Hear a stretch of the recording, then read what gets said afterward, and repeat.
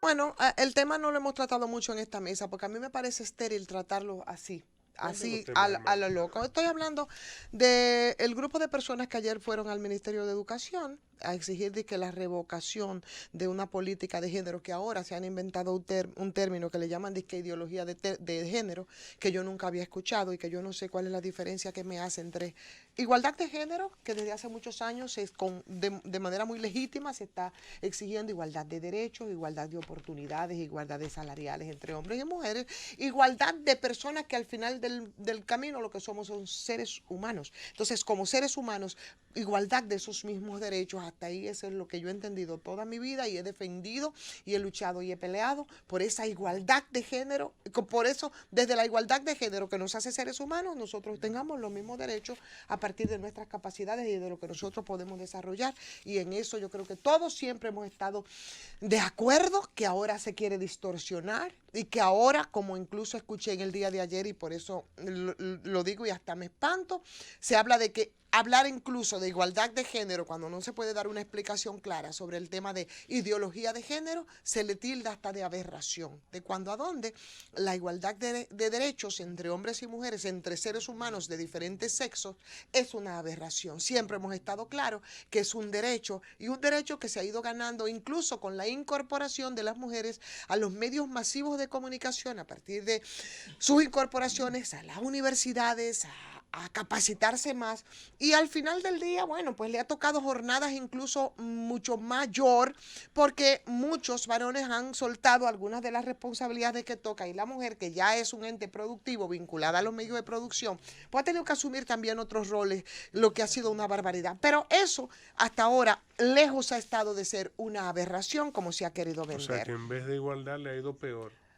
porque muchos se han acomodado de manera irresponsable. Eso probablemente que llaman aberración. Ahora me hablan de ideología de género y ha habido toda una distorsión con algo que está planteado claramente en nuestra Constitución a partir de los derechos de género, de congéneres, de seres humanos, y yo igual sigo estando de acuerdo con esto. Hay entonces ahora una orden departamental que yo pienso ha fallado el Ministerio de Educación cuando no ha salido a explicar con toda la claridad las implicaciones que esto ha tenido para evitar entonces que gentes vinculadas a las religiones todas,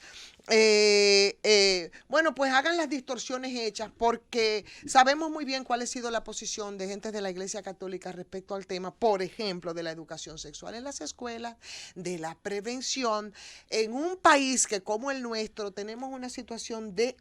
salud pública con un tema que no manejamos y que tiene que ver con los embarazos en los adolescentes. Y muchos de los embarazos en los adolescentes están fundamentados en el tema de la falta de orientación y de educación sexual a estos niños y niños de manera adecuada. Entonces, esos que ayer se expresaban y manifestaban y decían que con mis hijos no se metan, son los mismos que tienen esos muchachitos y esas muchachitas en las escuelas con una tanda extendida, que por cierto fue...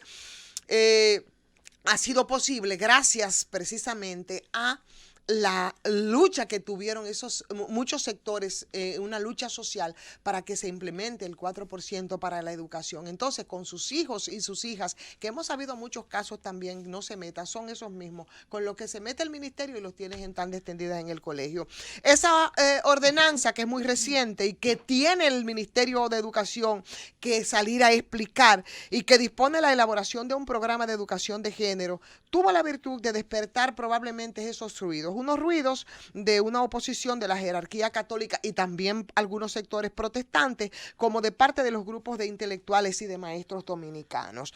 Y sobre ese particular, bueno, no cabe duda que el tema de la identidad sexual que se ha traído, pero como de manera increíble de los seres humanos, es el producto de múltiples factores genéticos que tampoco se han ocupado en explicar, genéticos, ambientales, socioculturales, porque la visión es solamente desde lo religioso y yo creo que se ha obviado también un tema de la ciencia. Yo creo que la discusión no tiene nada que ver con preferencias sexuales, porque aquí estamos todos claros que a nuestros hijos e hijas nadie tiene por qué inducirle a tener tal o cual preferencia, que son lo que son, y cuando son lo que son, entonces eso tiene una explicación que también es científica, mucho más allá del planteamiento puramente religioso, que son posiciones que perfectamente pueden discutirse y hacerse una discusión interesante que podría arrojar mucha luz sobre el caso. Pero por esa razón, en la escuela primaria, lo único que procede entonces en materia de educación sexual es que se comprenda la naturaleza